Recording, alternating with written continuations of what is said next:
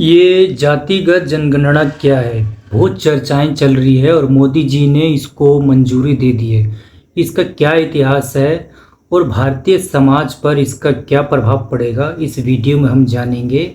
यानी यूँ समझ लो, ये हर किसी से जुड़ा हुआ विषय है और इसको जानना बहुत ही ज़्यादा ज़रूरी है। इसका इम्पैक्ट खासकर जानना बहुत ज़्यादा ज़रूरी है।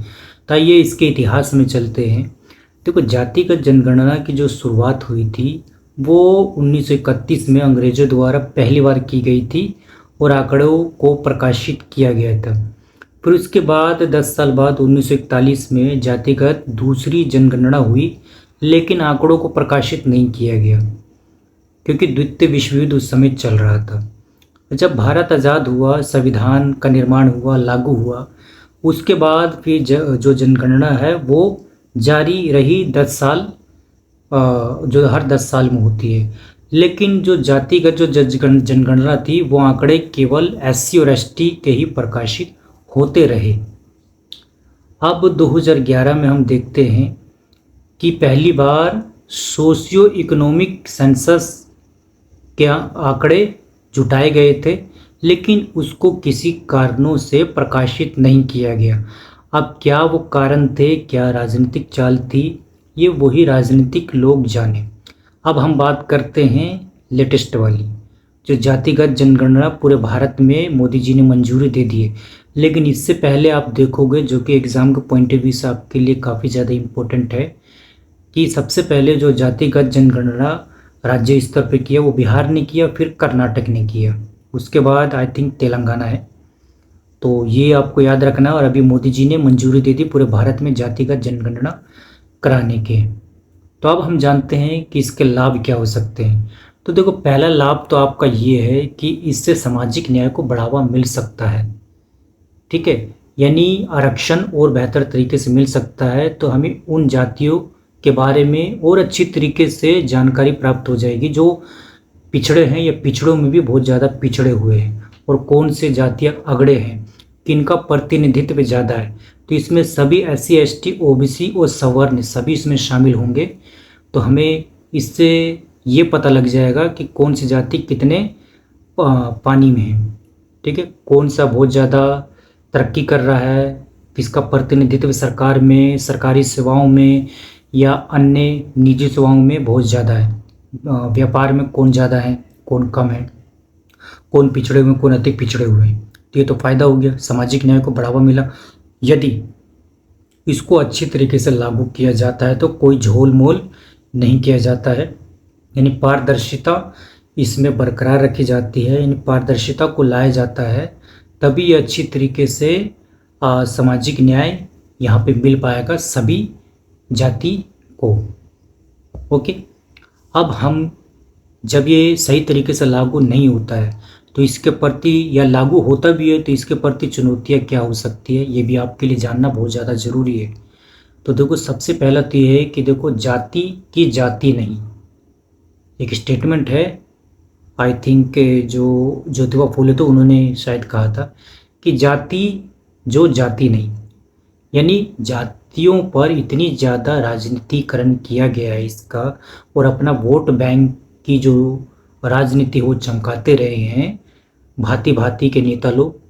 तो ये और बढ़ सकता है इसके बाद, क्योंकि इससे पता लग जाएगा कौन से जाति कितनी ज़्यादा पिछड़ी, कौन अति पिछड़ी, तो उसका तुष्टिकरण करने की कोशिश की जाएगी इन नेताओं के द्वारा, और इससे समाज में जातिगत कॉन्फ्लिक्ट बढ़ सकता है, ध्रुवीकरण बढ़ सकता है। तो ये हमारे लिए, हमारे भारतीय समाज के लिए एक बहुत बड़ी चुनौती होगी और लोकतंत्र को कमज़ोर करने वाली भी बात हो सकती है। हमारे भारतीय समाज भी इससे कमज़ोर हो सकता है। ठीक है, और फ़ायदा तो मैंने आपको बता दिया, यानी अब जो आरक्षण मिलेगा हो सकता है कि अनुपात में मिले, जनसंख्या के अनुपात में मिले, और काफ़ी समय से ये चर्चाएं भी की जाती रही है।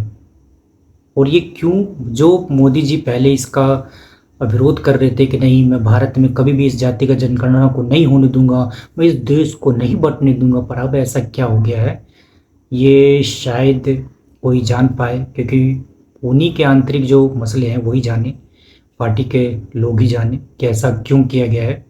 क्या जो अभी ये जो पहलगाम जो हमला हुआ है उस मुद्दे को दबाने के लिए ये नया मुद्दा लेकर के आया गया है। इससे पहले देखोगे तो वक्फ बिल को लेकर के आया गया था, वक्फ अमेंडमेंट बिल, तो उसको लेकर के भी जो मुस्लिम समाज है वो काफ़ी ज़्यादा क्या है दुख है, पीड़ा में है कि हमारे जो धार्मिक मामले में हस्तक्षेप किया जा रहा है। लेकिन उसके पीछे देखो एक कारण है कि जो हमारा पंथ निरपेक्षता का जो मॉडल है वो सकारात्मक है। तो जो केंद्र सरकार या राज्य सरकार धार्मिक मामलों में हस्तक्षेप कर सकती है 3 आधारों पर। अगर नैतिकता का उल्लंघन होता हो, अधिकारों का उल्लंघन होता हो या लोक व्यवस्था का उल्लंघन होता हो, तो इसमें कोई वो बात नहीं है। हाँ, ये बात अलग हो सकती है कि हो सकता है उन्होंने जो संशोधन किए हैं तो ये मुस्लिम समाज को सही नहीं लग रहा हो, उनको भेदभाव लग रहा हो, क्योंकि इसमें गैर मुस्लिमों को भी शामिल किया जा रहा है। तो एक वो है, और एक जो वक्फ वाई यूज़र है उसको भी हटा दिया गया है। यानी जिसका वक्फ किया गया है, जिसका ऑफिशियल डॉक्यूमेंट है, उसी को केवल काउंट किया जाएगा, और जिसका डॉक्यूमेंट नहीं है तो उसको वक्फ नहीं माना जाएगा। तो ऐसा कुछ वक्फ वाई यूज़र को रिमूव कर दिया है। तो उससे भी वो लोग क्या है, नाराज़ हैं, और इसको लेकर के विरोध प्रदर्शन पूरे भारत में कहीं न कहीं पे देखने को मिल रहा है। चाहे वो आपका उत्तर प्रदेश हो, दिल्ली हो, बिहार हो, और ख़ासकर ये पश्चिम बंगाल में तो कुछ ज़्यादा ही इसको लेकर के विरोध प्रदर्शन हो रहा है। ठीक है, तो आई होप आपको ये समझ में आया होगा एग्ज़ाम पॉइंट ऑफ व्यू से।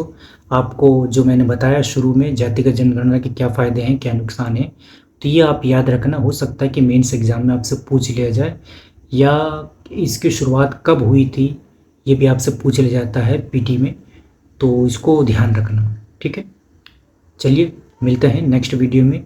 अच्छा, जाते जाते मैं आपको ये बता दूं कि जो जनगणना की जो शुरुआत हुई थी वो तो जातिगत जो 1931 में हुई थी, और ऑफिशियली जो हुई थी वो रिपन के काल में हुई थी, 1982 के आसपास हुई थी, 82-84 और 1882 के आसपास हुई थी, और 18 मेयो के काल में 1872 में अनऑफिशियली तरीके से हुई थी। ठीक है, तो आई होप आपको ये वीडियो अच्छी लगी होगी, और इसमें आपने जो भी कुछ थोड़ी बहुत वैल्यू आपने प्राप्त की हो, तो हमारे चैनल को आप सपोर्ट कर सकते हैं, सब्सक्राइब कर सकते हैं, शेयर कर सकते हैं, और कमेंट भी कर सकते हैं। अगर आपको किसी प्रकार का कुछ पूछना हो, डाउट्स हुआ हो, तो हमें कमेंट में आप पूछ सकते हैं। चलिए मिलते हैं इसी प्रकार से और भी ज्ञानवर्धक वीडियो के साथ। आप सभी को जुड़ने के लिए बहुत बहुत धन्यवाद।